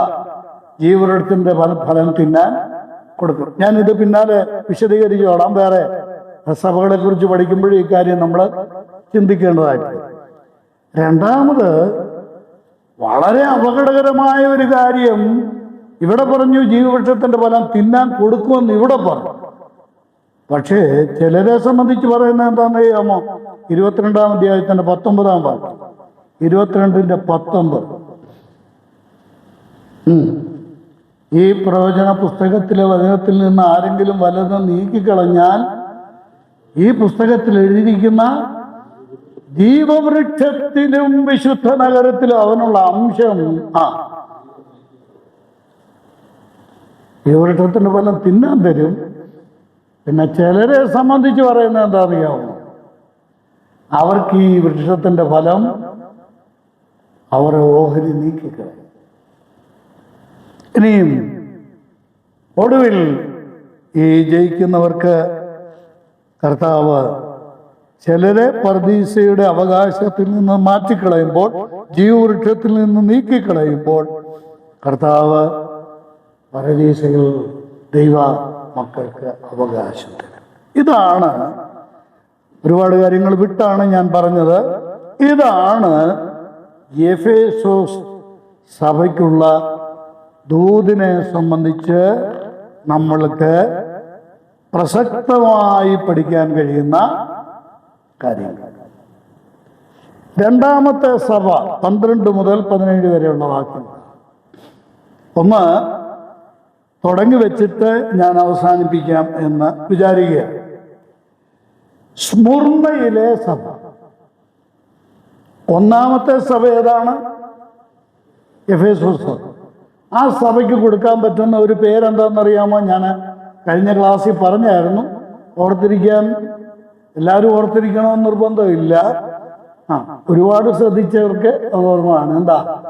അൺഓർത്തഡോക്സ് ചർച്ച്, യാഥാസ്ഥിതികമായ ഒരു സഭ. എല്ലാ കാര്യങ്ങളും ഉണ്ട്, പക്ഷേ വേണ്ടത് ഇല്ലാത്ത ഒരു സഭയാണ്. ഞാൻ ഒരു വാചകം ഇതിനോട് ചേർത്ത് പറഞ്ഞിട്ട് ഈ രണ്ടാമത്തെ സഭയിലേക്ക് കർത്താവോട് പറയുന്ന ഒരു കാര്യം, എഫെസോസ് സഭയെക്കുറിച്ചുള്ള കർത്താവിൻ്റെ ദൂതില് കർത്താവ് പ്രത്യേകം പറയുന്ന ഒരു പ്രസക്തമായ കാര്യം. അതൊരു വലിയ വേദശാസ്ത്രജ്ഞൻ പറഞ്ഞത് ഈ പഠനത്തിൽ എൻ്റെ മനസ്സിൽ വന്നത് എന്നെ സ്ട്രൈക്ക് ചെയ്തുമായിട്ടുള്ളത്. അദ്ദേഹം പറഞ്ഞത് എന്താണെന്നത്, ഒരു സഭയ്ക്ക് നല്ല ഉപദേശം മാത്രം പോരാ, എല്ലാ ഉപദേശവും ഉണ്ടല്ലേ. എഫെസോസ് സഭയ്ക്ക് ഉപദേശപരമായിട്ട് എന്തെങ്കിലും കുഴപ്പമുണ്ടോ? ഒരു കുഴപ്പമില്ല. അപ്പോൾ ഈ ദൈവദാസൻ പറഞ്ഞ വാചകം ഇതാണ്: ഒരു സ്ഥലം സഭയ്ക്ക് ഉപദേശം മാത്രം കൊണ്ട് സഭ എന്ത് ചെയ്യരുത്? തൃപ്തി അടയാൻ പാടില്ല. ഒന്നുകൂടെ വ്യക്തമായിട്ട് പറഞ്ഞാൽ, നല്ല ഉപദേശമുള്ള ഒരു സഭയിൽ കർത്താവ് പ്രസാദിക്കുന്നു എന്നാരും വിചാരിക്കരുത്. കർത്താവിന് പ്രസാദമുള്ളത് ഉപദേശം പാലിക്കുന്നതോടൊപ്പം തന്നെ ദൈവസ്നേഹവും നിലനിർത്തുന്നവരെയാണ്. അങ്ങനെയുള്ള സ്ഥലം സഭയാണ് കർത്താവ് സ്നേഹിക്കുന്നത്. കർത്താവിന് ആവശ്യം. ഞാൻ ഇത് വിശദീകരിക്കേണ്ട വിഷയമെങ്കിലും ഇപ്പൊ ഇത്രയും പറഞ്ഞ് അത് അവിടെ അവസാനിപ്പിക്കും. സ്മുർന്ന സഭയെ സംബന്ധിച്ചിടത്തോളം ഞാൻ മുഖവുരയായിട്ട് ചില കാര്യങ്ങൾ തുടങ്ങി വെച്ച് അവസാനിപ്പിക്കും. ഈ സ്മുർന്ന സഭ എന്നാണ് ആരംഭിച്ചത്, ആരാണ് ആരംഭിച്ചത് എന്നൊന്നും ഒരു രേഖയും നമ്മൾക്ക് ഇല്ല. പുതിയ നിയമത്തിൽ ഒരിടത്തും പറഞ്ഞിട്ടില്ല. അതേസമയം എഫേസോസ് സഭയെ സംബന്ധിച്ച് ആവശ്യത്തിലേറെ വിവരങ്ങൾ നമ്മൾക്ക് ലഭ്യവുമാണ്. എന്നാൽ സ്മുർന്ന സഭയെക്കുറിച്ച് യാതൊരു രേഖയും അപ്പോസ്തലന്മാരുടെ പ്രവൃത്തികളിലാകട്ടെ ഇവിടെ ഒഴികെ വേറെ ഒരിടത്തും സ്മുർന്ന സഭയെക്കുറിച്ചുള്ള പരാമർശം വേറെ ഒരിടത്തും കാണാൻ സാധിക്കില്ല. രണ്ടാമത്, ഈ സ്ഥലം സഭയെക്കുറിച്ച് നമ്മൾ പഠിക്കേണ്ട കാര്യം, യാതൊരു ന്യൂനതയും പറയാനില്ലാത്ത സഭ. 7 സഭകളിൽ കർത്താവ് യാതൊരു വിധമായ കംപ്ലൈന്റും അഥവാ കുറ്റാരോപണം ഉന്നയിക്കാത്ത 2 സഭകളാണ് 7 സഭകളിൽ. ഒന്ന് സ്മുർന്ന സഭയും മറ്റത് ഫിലദൽഫിയ സഭയും. 3-ാം അധ്യായത്തിലെ ഒടുവിലത്തെ സഭ. ഈ 2 സഭകളെ കുറിച്ചും ദോഷാരോപണമൊന്നും കർത്താവിന് പറയാൻ ഇല്ലായിരുന്നു. മാത്രമല്ല, ഈ സ്ഥലം സഭ, ഞാനത് സമയം തീരാറായി, ഞാനത് ഈ സ്ഥലം സഭയെക്കുറിച്ച് നമ്മൾ മുമ്പേ ചിന്തിച്ച കാര്യമുണ്ടല്ലോ. ഈ സഭ ഒരു ദരിദ്ര സഭയാണ്. നോക്കണം, അത് തുടങ്ങുന്നത് എങ്ങനെയാണ്? സ്മുർന്നയിലെ സഭയുടെ ദൂതന് എഴുതുക. പിന്നെ അപ്പോ ആർക്കാണ് റെസിപ്പിയൻസ്? ആരാ ഇത് ഈ ലേഖനം വായിക്കുന്നത്? ആർക്കുള്ളതാണ്? ഒറ്റ വാചകത്തിൽ ഞാൻ പറഞ്ഞു പോവാണ്. എന്താ? സ്മുർന്നയിലെ സഭയ്ക്കുള്ള. പിന്നെ ആരാണ് ഈ ദൂത് കൊടുക്കുന്നത്? ഞാൻ എസെക്കിയേൽ സാറിന്റെ പുസ്തകം വായിച്ചപ്പോൾ എനിക്ക് വലിയ രസം മാത്രമല്ല, ആ ദൈവദാസൻ ജീവിച്ചിരുന്ന കാലഘട്ടത്തിൽ ഇത്രയും സത്യങ്ങളൊക്കെ അദ്ദേഹത്തിന് ഗ്രഹിക്കാൻ കഴിഞ്ഞു എന്ന് പറഞ്ഞ ഒരു ചെറിയ കാര്യമൊന്നുമല്ല കേട്ടോ. ഞാൻ അത്ഭുതപ്പെട്ടു. അദ്ദേഹത്തിൻ്റെ പഠനം ഞാൻ വായിച്ചപ്പോൾ അത്ഭുതപ്പെട്ടു. അദ്ദേഹം ഈ 7 സഭകളുടെയും ദൂതിന് അദ്ദേഹം കൊടുത്തിരിക്കുന്ന തലക്കെട്ടറിയാം. പേജ് വായിച്ചോ. തലക്കെട്ട് എന്താണെന്നറിയാം? എഫേസോസ് സഭയ്ക്കുള്ള ലേഖനം, സ്മുർന്ന സഭയ്ക്കുള്ള ലേഖനം. അപ്പൊ കുറച്ച് വാക്യങ്ങളേ ഉള്ളൂ, 8 മുതൽ 11 വരെയുള്ള വാക്യങ്ങൾ, 4 വാക്യങ്ങളേ ഉള്ളൂ. 4 വാക്യങ്ങളെ ഉള്ളെങ്കിലും ഇതെന്താ? കർത്താവ് സ്മുർന്ന സഭയ്ക്ക് കൊടുത്ത ലേഖനമാണ്. കർത്താവ് കൊടുത്ത ലേഖനമാണ്. ഞാൻ ഒരു വാക്കിനോട് ചേർത്ത് പറയട്ടെ. ദൈവസഭയിൽ ഒരു ദൈവദാസൻ എഴുന്നേറ്റ് നിന്ന് ദൂത് പങ്കുവെക്കുമ്പോൾ നമ്മൾ ഓർക്കേണ്ട കാര്യം എന്താ? നമ്മൾ അതിനോട് പ്രതികരിക്കേണ്ടത് എങ്ങനെയാ? കർത്താവ് എൻ്റെ സഭയ്ക്കല്ല, എനിക്ക് നൽകുന്ന ലേഖനമാണ് ഇത്, എനിക്ക് അയച്ചിരിക്കുന്ന ലേഖനമാണിത് എന്ന മനോഭാവത്തോട് നമ്മളത് ഏറ്റെടുക്കണം. ഇവിടെ ഇന്ന് ക്ലാസ്സിന് വന്നിരിക്കുന്നവർ, വരാത്തവരുടെ കാര്യം നമുക്ക് പറഞ്ഞിട്ട് കഥയില്ലല്ലോ. വന്നവരോട് ഞാൻ പറയാം, ഒരു ദൈവദാസനോട് സന്ദേശം പറയുന്നുണ്ട്. അപ്പം മുറിയൊക്കെ കഴിഞ്ഞിട്ട് പ്രാർത്ഥന കഴിയുമ്പോൾ ഈ ദൈവദാസൻ എഴുന്നേറ്റ് ഇങ്ങോട്ട് വന്ന് നിൽക്കുന്ന ഉടനെ ഒരൊറ്റ കുഞ്ഞുങ്ങൾ പോലും എഴുന്നേറ്റ് പോകും എന്ന് പറഞ്ഞാൽ കാണുന്നവർക്കെല്ലാം മനസ്സിലാവും എന്താന്ന്. എന്താ നിങ്ങളും മിണ്ടാത്ത? അതൊരു പ്രതിഷേധമാണെന്ന് കാണുന്നവർക്കെല്ലാം മനസ്സിലാവും. ചെയ്യരുത്, മഹാപരാധമാണ്, ചെയ്യും, മഹാപാപമാണ്. കർത്തൃമേശയിൽ പങ്കുകൊണ്ടിട്ട് ഇങ്ങനെ ചെയ്താൽ ഈ സഹോദരന്റെ കൂടെ കർത്തൃമേശയിൽ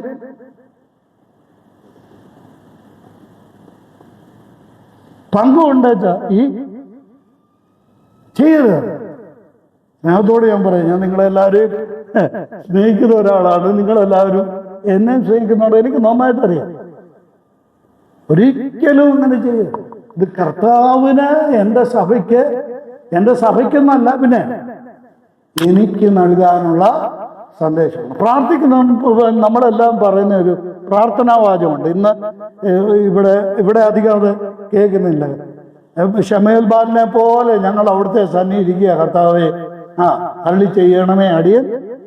ഈ പറയുന്നതിനകത്ത് ആത്മാർത്ഥത ഉണ്ടെങ്കിൽ, ഈ പ്രാർത്ഥിക്കുന്നതിനകത്ത് ആത്മാർത്ഥത ഉണ്ടെങ്കിൽ തീർച്ചയായിട്ടും ദൈവമക്കൾ കർത്താവിൻ്റെ സന്ദേശമായിട്ട് അതിനെ ഏറ്റെടുക്കാനായിട്ട് സഹകരിക്കണം എന്ന് ഞാൻ ഓർമ്മിപ്പിക്കുകയാണ്. കർത്താവ് സഹായിക്കും. അപ്പോ സ്മുർന്ന സഭയ്ക്ക് കർത്താവ് നൽകുന്ന ലേഖനമാണ് ഈ ലേഖനം. ഈ സഭയെക്കുറിച്ച് കർത്താവ് പറയുമ്പോൾ ഞാൻ ഈ സഭയ്ക്കൊരു ടൈറ്റിൽ കൊടുക്കുകയാണെങ്കിൽ, എഫെസോസ് സഭ ഒരു യാഥാസ്ഥിതിക സഭയാണെങ്കിൽ സ്മുർന്ന സഭ എന്ന് പറയുന്നത് കഷ്ടമനുഭവിക്കുന്ന ഒരു സഭയാണ്. A suffering church. ഇത് കഷ്ടമനുഭവിക്കുന്ന സഭയാണ്. കർത്താവ് ഈ സഭയെക്കുറിച്ച് പറയുന്ന ഓരോ വാക്കുകളും ദൈവമെന്ന് വെച്ചാൽ നമുക്ക് സാധിക്കുന്ന വിധത്തിൽ അതൊക്കെ ഒന്ന് ചിന്തിച്ചു പോകാൻ ശ്രമിക്കാം എന്ന് വിചാരിക്കുക. ഇപ്പോഴല്ല, പിന്നീട് നമുക്ക് ചിന്തിക്കാം. ഇവർക്ക് ഒരുപാട് പ്രശ്നങ്ങളുണ്ടായിരുന്നു, പ്രതിബന്ധങ്ങളുണ്ടായിരുന്നു. അതിൽ കർത്താവ് തുടങ്ങുന്നിടനെ പറയുകയാണ്. ആ പ്രതിബന്ധങ്ങളെ കുറിച്ച് പറയുന്നതിന് മുമ്പ് കർത്താവ് ആദ്യം പറയുന്നത് എന്താണെന്നറിയാം? നിങ്ങൾക്ക് ഈ ലേഖനം എഴുതുന്നത്, അഥവാ ലേഖനം എഴുതുന്നതെന്ന് ഞാൻ പറയുന്നത്, ലേഖനം പറയുന്നത്, ഞാൻ ഈ സന്ദേശം പറയുന്നത് ഞാൻ ആരാന്നറിയാമോ? നിങ്ങൾ വിഷമിക്കരുത്. ഞാൻ ആരാ? 7 നിലവിളക്കുകളുടെ നടുവിൽ നടക്കുന്നവനാണ് എഫേസോസ് സഭയ്ക്ക് ദൂത് നൽകിയത്, അല്ലേ? 7 നക്ഷത്രം വലങ്കൈ പിടിച്ചുകൊണ്ട് 7 നിലവിളക്കുകളുടെ നടുവിൽ നടക്കുന്നതാണ്. എന്നാൽ ഈ സ്മുർന്ന സഭയ്ക്ക് ദൂത് കൊടുക്കുന്ന ആരാ നയിക്കുക? മരിച്ചവനെങ്കിലും വീണ്ടും ജീവിക്കുകയും ചെയ്ത ആദ്യനും അന്ത്യനുമായവൻ അരുളി ചെയ്തു. എന്തിനാ കർത്താവ് ഇങ്ങനെ തുടങ്ങിയത്? കഷ്ടതയെക്കുറിച്ചാണ് പറയാൻ പോകും, അല്ലേ? അവരനുഭവിച്ച പീഡനങ്ങളെ കുറിച്ച് പറയാൻ പോവുക. തൊട്ടു മുമ്പ് പറയാണ്, പേടിക്കരുത് കേട്ടോ, പറയാ, സഭയോട് പറയാ, ഞാൻ ആരാ? കഷ്ടമനുഭവിച്ച് മരിച്ചിട്ട് ഉയർത്തെഴുന്നേറ്റവൻ. കഷ്ടം അനുഭവിക്കുന്ന ദൈവമക്കൾ ആരെ ഓർത്തോണം? യേശുകർത്താവ് പറയാ, നീ കടന്നു പോകുന്ന ഈ ചൂളയിലൂടെ എന്ന പോലെ നീ കടന്നു പോകുന്ന വലിയ കഷ്ടതയുടെ നടുവിൽ നീ എന്നെ ഓർത്തോണം. ഞാൻ ആരാ? മരിച്ചവനായിരുന്നു. എന്നാൽ ഇതാ കർത്താവായ യേശു ക്രിസ്തു ഈ കാര്യം, ഈ കഷ്ടതയും മരണത്തെ ജയിച്ച കാര്യം, ഇത് രണ്ടും കൂടെ ചേർത്ത് കർത്താവ് പറയുന്ന ഒരു വാക്യമുണ്ട് അല്ലേ? യോഹന്നാൻ എഴുതിയ സുവിശേഷം 16-ാം അധ്യായത്തിന്റെ അവസാനത്തെ വാക്യം എന്താ? ലോകത്തിൽ നിങ്ങൾക്ക് കഷ്ടമുണ്ട്, എങ്കിലും ധൈര്യപ്പെടുക, ഞാൻ ലോകത്തെ ജയിച്ചവനാണ്. മരിച്ചവനെങ്കിലും ജയിച്ചവനായി ഇന്നും ജീവിക്കുന്നവനാണ് ഞാൻ. എബ്രായ ലേഖനം 12-ാം അധ്യായത്തിൽ കഷ്ടമനുഭവിക്കുന്ന ദൈവമക്കളെ നോക്കി ലേഖകൻ പറയുന്ന ഒരു നല്ല വചനമുണ്ട്. എന്താ? നിങ്ങളുടെ ഉള്ളിൽ ക്ഷീണിച്ച് മടുക്കാതിരിക്കാൻ, പിന്നെ പാപികളാ ഇങ്ങനെയുള്ള വിരോധം സഹിച്ചവനെ എന്ത് ചെയ്താൽ മതി? ജീവിതത്തിൽ നേരിടുന്ന ഓരോ പ്രശ്നങ്ങളുടെയും പ്രതിബന്ധങ്ങളുടെയും നടുവിൽ ദൈവവൈതലേ, ഇന്ന് രാത്രി ദൈവം നമ്മളെ ഓർമ്മിപ്പിക്കുക, ഇങ്ങനെയുള്ള വിരോധം സഹിച്ചവനെ എന്ത് ചെയ്യണം? നമ്മുടെ ധ്യാനത്തിന്റെ വിഷയം നമ്മുടെ കർത്താവായിരിക്കട്ടെ. കർത്താവ് സ്മൃണ സഭയോട് പറയുക, നിങ്ങൾക്ക് ഒരുപാട് കഷ്ടങ്ങളുണ്ട്. സാത്താന്റെ പള്ളിക്കാർ നിങ്ങളെ പ്രതികൂലങ്ങളിലൂടെയാണ് നിങ്ങൾ പോകുന്നത്. എന്നാൽ മരിച്ചവനെങ്കിലും ജീവിച്ചിരിക്കുന്നവൻ ആരംഭം അഥവാ ആദ്യനും അന്ത്യനുമായി അരുളി. ഈ കർത്താവിനെ നമ്മൾക്ക് ഓർക്കാം, ധ്യാനിക്കാം, നമ്മുടെ വിശ്വാസ ജീവിതം തുടരാം. കർത്താവ് നമ്മെ അനുഗ്രഹിക്കട്ടെ.